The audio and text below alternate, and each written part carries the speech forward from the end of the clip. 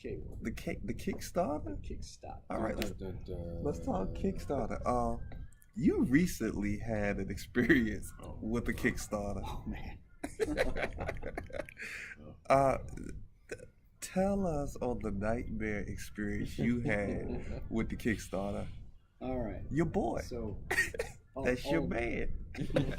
All names and references are made up here, so I won't blow anybody. No, we can put them out there.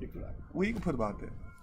All right. So I've got a good friend, and he was setting up Kickstarters for his conglomerate of artists all together.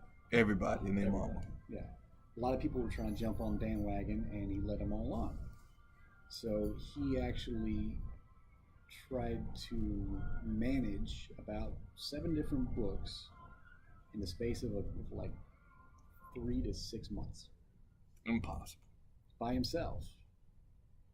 He tried to set it all up and have his Kickstarters to pay for his artwork and things like that. Right. But unfortunately, I think there was miscommunication. There was lack of communication on who was responsible for what. Because in the end, things didn't get fulfilled. You saying that very nice, Luke. I'm trying to be nice. That's cool. But look, how much did you put in on this Kickstarter? 50 on one, about 20, 25 on the other. What'd you get back? I got a comic book. But what was the promise? On one of them, comic book, poster, T-shirt. The other one was... Where's the poster? Comic book. I don't have a poster yet. Did you get the T-shirt? If I had a T-shirt, I'd be wearing it, but I don't got a T-shirt yet. Man, that's the most expensive comic book in history. $75. Okay, let me ask you this. After you didn't get the poster, the T-shirt, what happened as the result? What's this recent little reach out somebody did as a result of that Kickstarter? Well, I'm not the only one. The result is the creator of at least 3, 4 of these titles left that group and signed on with another production company who promised to put their books out. Mm-hmm. Well, I get an email from this other production company saying, we know you backed this, project, however much ago, and we plan on putting this book out. We plan on distributing, this book. All we need is another, $1 to $4 from you, and we'll get you your comic book. What? It didn't jive with me at all. I mean, so they know you didn't get what you was originally promised. Yeah. But they're asking you for more money to get a book? To cover printing costs. To cover printing costs.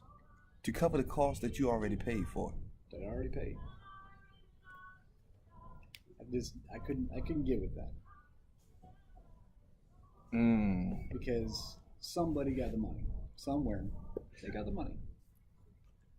How does that affect your support of local Kickstarters, local comic book startups, after having this sort of experience, after getting fucking ripped off?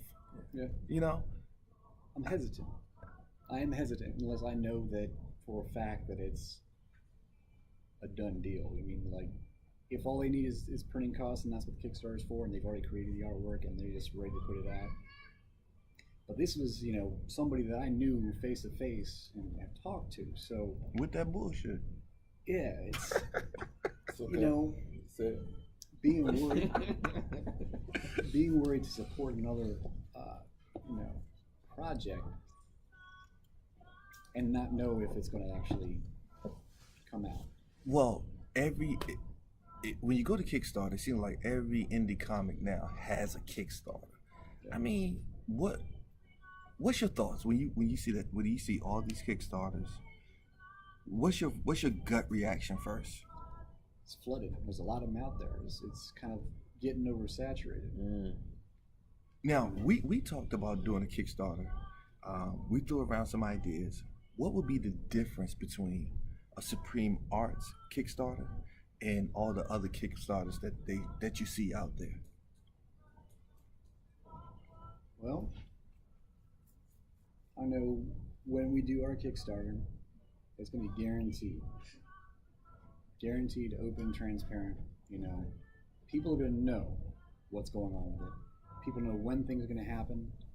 You know, if they have to get with us about any sort of conversation, we're going to be there. We're going to be the faces of it. They will know who's behind it, and they'll know that our brand is good.